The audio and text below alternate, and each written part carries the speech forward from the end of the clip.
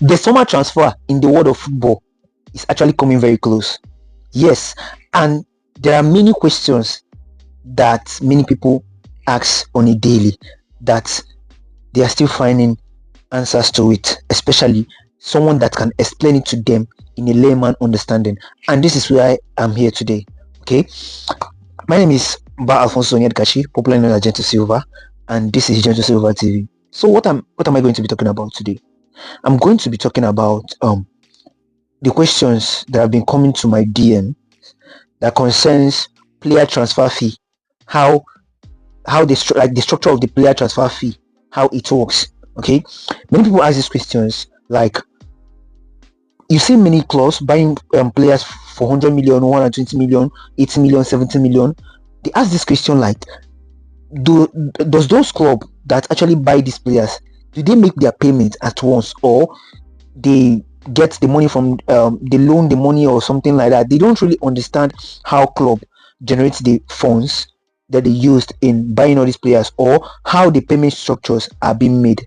So what we are going to be talking about today mainly is about the transfer fee of players, how it is being structured.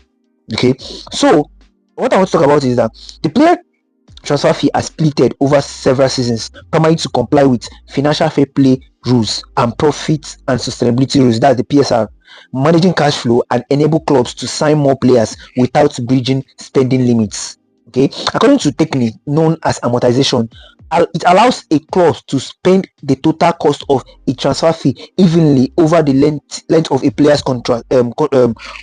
Okay, so what this thing means is that, okay, for example, that you want to sign a player for CCAs, like I'm placing on a CCAs contract. Okay, many clubs, for example, if the player is being signed for 60 million pounds, right, and the player is being offered something like a CCAs contract, okay, the club is meant to pay that amount of money instrumentally across the years of his contract. That's, let me say something like, if the player transfer fee is 60 million naira, right, then the club will pay something like 10 million naira per season, okay, in order not to exceed the club income and expenditure structure.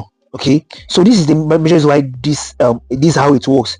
There is no way the club will sign a player and pay everything at once. It doesn't work that way. They pay it instrumentally across the length of the years, like according to the length of the years the player is going to spend on that club. Okay, so now what I want to talk about, the breakdown like of this practice, like the breakdown of why this practice is being used. I want to tell you people about the breakdown of how it works, so that you understand it better. Okay, the first is the amortization and the financial regulation. That's kind of FFP and PSR. Okay, like for example, I've actually explained it before. Like when a club buys a player for a large fee, like something like 60 million pounds, the one I explained, on a 5-year contract. For, like, let me use 5 years because I actually use 60 years in other in the other explanation I give. Let me use 5 years this time. So if a club buys a player for 60 million and he is on a 5-year it's on a 5-year contract, okay, then the way the mathematics will work is that they will divide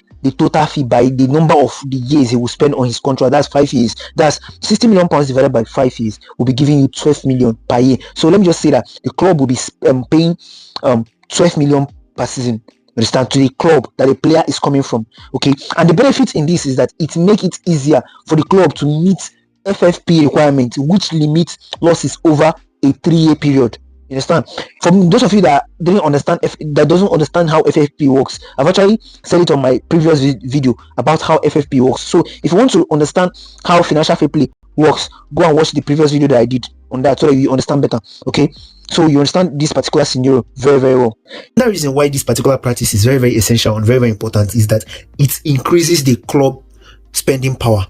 Okay, it increases their spending power because the full cost of a player isn't recognized immediately in the club's financial statements. Okay, spreading the costs allows the clubs to circumvent immediately tight budget constraints. This is particularly crucial for the team aiming for rapid squad overhaul. Understand? For example, now, like, let me just use Man U as an example. Now, Man U is planning to overhaul their midfield.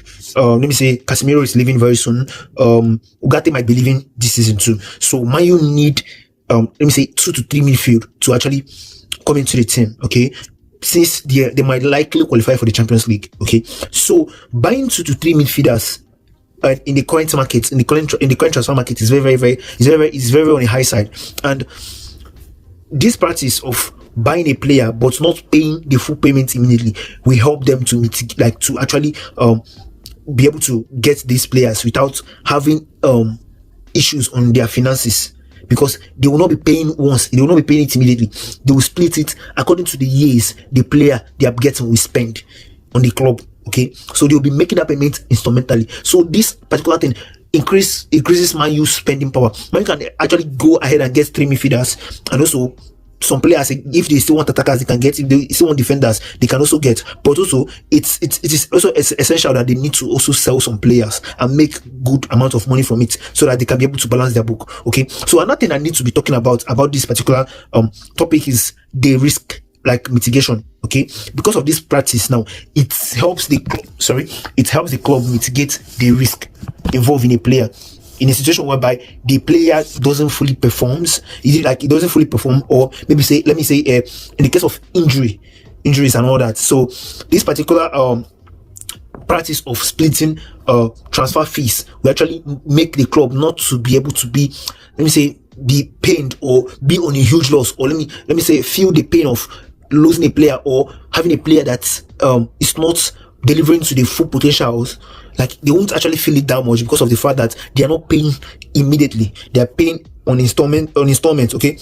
Then if a player is sold, the remaining amortization value is immediately deducted from the books, allowing for a profit to be recognized immediately. So this is how this particular practice was, and I hope you people, with the whole explanation that I did now, people will understand the reason why clubs, like, transfer fee of players, like, you don't have to pay it 100% immediately. It is being splitted, because many people don't really understand how this transfer fee works, okay. This is the major reason why I did this video, and I believe that at the end of this video you'll be able to understand fully how this particular practice works, okay.